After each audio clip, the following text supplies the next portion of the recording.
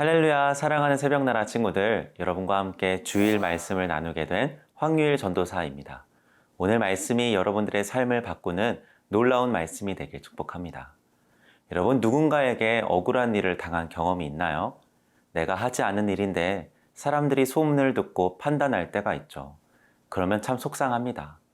그 순간 미운 마음과 원망이 우리의 마음과 얼굴에서 드러나기 시작하죠. 그러나 우리는 달라야 합니다. 예수님을 믿는 우리는 어떠해야 할까요? 하나님은 우리에게 엄청난 영적 원리를 말씀하십니다. 오늘 말씀의 제목은 지혜와 성령으로 말하는 사람입니다.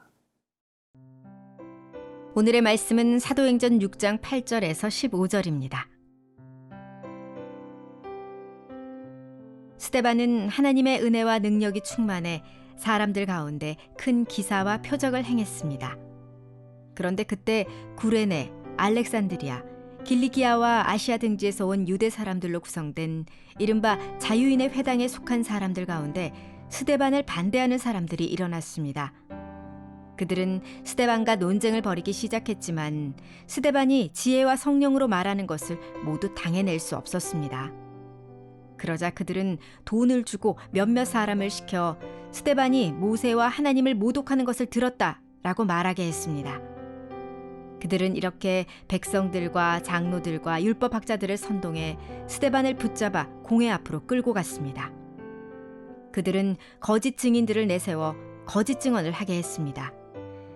이 사람은 이 거룩한 곳과 율법에 대해 험담을 그치지 않고 계속해왔습니다. 우리는 이 사람이 나사렛 예수가 이곳을 무너뜨리고 모세가 우리에게 전해준 관습들을 바꿀 것이라고 말하는 것을 들었습니다. 그러자 공회에 앉아있던 사람들이 모두 스데반을 주목했습니다. 그때 그의 얼굴은 마치 천사의 얼굴처럼 보였습니다.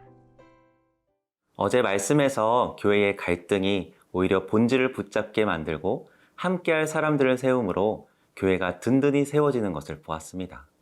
오늘 그들이 세웠던 7명 중 한 사람에 대해 이야기하기 시작합니다. 예수님의 12 제자에게서만 나타났던 기사와 표적이 스데반을 통해 일어나기 시작하죠.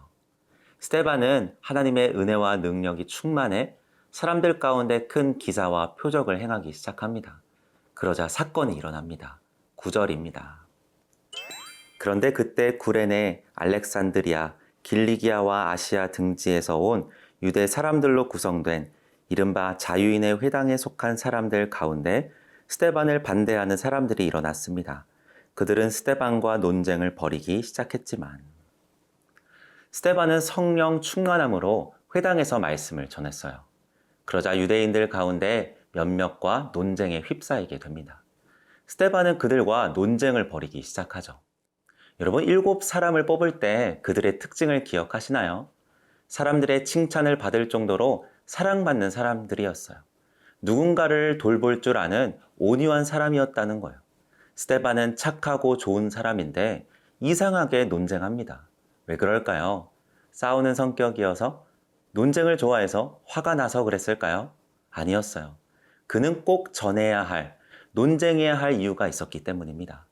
예수님이 그리스도이심을, 그분을 믿어야 구원받고 영원한 생명을 얻을 수 있음을 전하기 위해서였다는 거예요. 사랑하는 여러분, 우리는 사람과 잘 지내고 싶어 합니다. 모든 사람의 칭찬을 받고 싶어 하죠. 그러나 스데반은 그것을 선택하지 않아요. 미움 당하는 걸 선택합니다.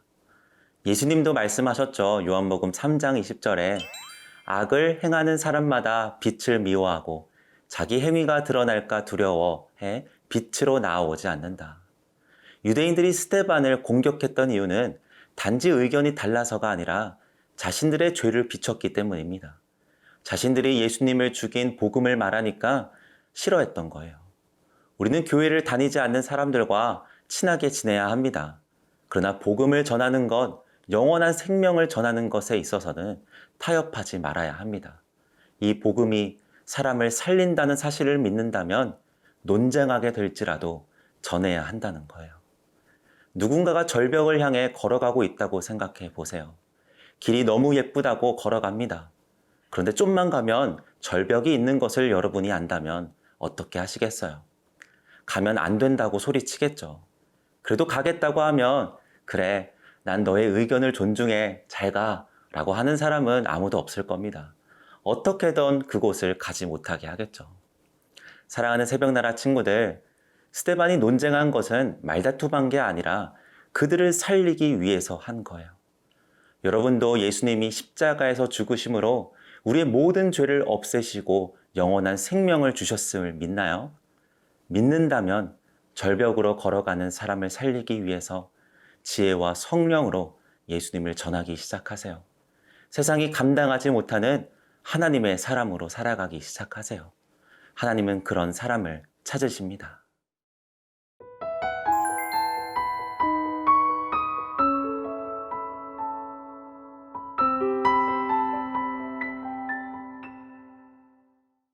유대 사람들은 스데반이 지혜와 성령으로 말하는 것을 당해내지 못합니다.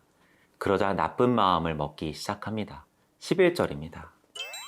그러자 그들은 돈을 주고 몇몇 사람을 시켜 스데반이 모세와 하나님을 모독하는 것을 들었다라고 말하게 했습니다.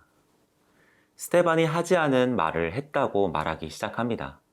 그리고 백성들과 장로들과 율법학자들을 선동해 스데반을 붙잡아 공회 앞으로 끌고 갑니다. 공회는 예수님을 사형받도록 넘겨주었던 곳이에요. 여러분이 스데반이라면 너무 억울하지 않겠어요? 하지 않은 것을 했다고 하고 거짓 증인들을 세워 나를 모함하는 사람들을 눈앞에서 보고 있는 거예요. 여러분들이라면 이들이 밉지 않으시겠어요? 그런데 15절에 보면 스데반의 얼굴은 마치 천사의 얼굴처럼 보였어요. 우리는 잠자는 아이를 보면 마치 천사와 같다고 말하죠. 너무 사랑스럽고 빛나는 모습을 볼 때 그렇게 표현해요. 그런데 억울한 상황에서 스데반이 어떻게 그럴 수 있었을까요? 성경은 말합니다. 그가 성령에 충만했다.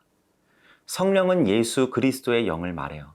스데반의 마음에 예수님이 계셨다는 거예요. 자신과 똑같이 억울한 상황에서 눈앞에 있는 사람들을 사랑한 예수님이 보이기 시작했기 때문이에요. 예수님은 자신을 억울하게 누명씌워 십자가에 못 박은 사람들을 위해 죽어주셨어요. 그리고 그들을 구원해 주십니다. 그 예수님이 스데반 안에 가득했던 거예요. 그러니까 스데반은 그들이 미운 게 아니라 나를 위해 십자가를 지신 예수님의 사랑이 느껴지기 시작했을 거예요. 나를 위해 예수님께서 이렇게 모진 고난을 당해 주셨구나. 나를 위해 나를 이만큼 사랑해 주셨구나.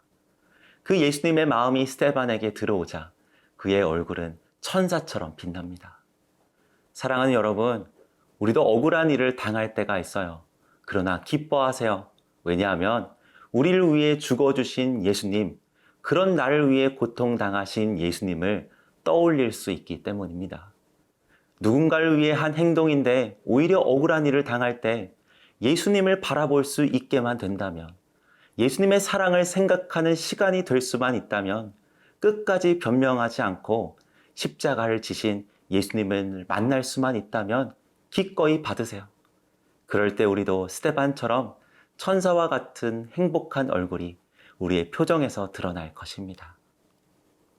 여러분 혹시 이 찬양 아세요? 나는 예수로 충만하네. 예수로 충만하네. 나는 예수로 충만하네. 영원한 왕 내 안에 살아계시네. 예수님으로 가득한 인생, 예수님이 이해되기 시작하는 인생, 거짓 증인들이 보이지 않고 예수님이 보이기 시작하는 인생, 예수님으로 충만한 인생이 가장 행복한 인생인 줄로 믿습니다. 지혜와 성령으로 예수를 말하는 모든 새벽나라 친구들 되길 축복합니다. 오늘도 주일 아침을 깨워 예배하는 여러분의 하루를 진심으로 응원합니다. 사랑하는 하나님, 예수님으로 충만한 인생이 되기 원합니다. 오늘 하루 나의 모습을 통해 예수님의 모습이 드러나게 해주세요. 우리의 길과 진리 생명 되시는 예수님의 이름으로 기도드립니다. 아멘.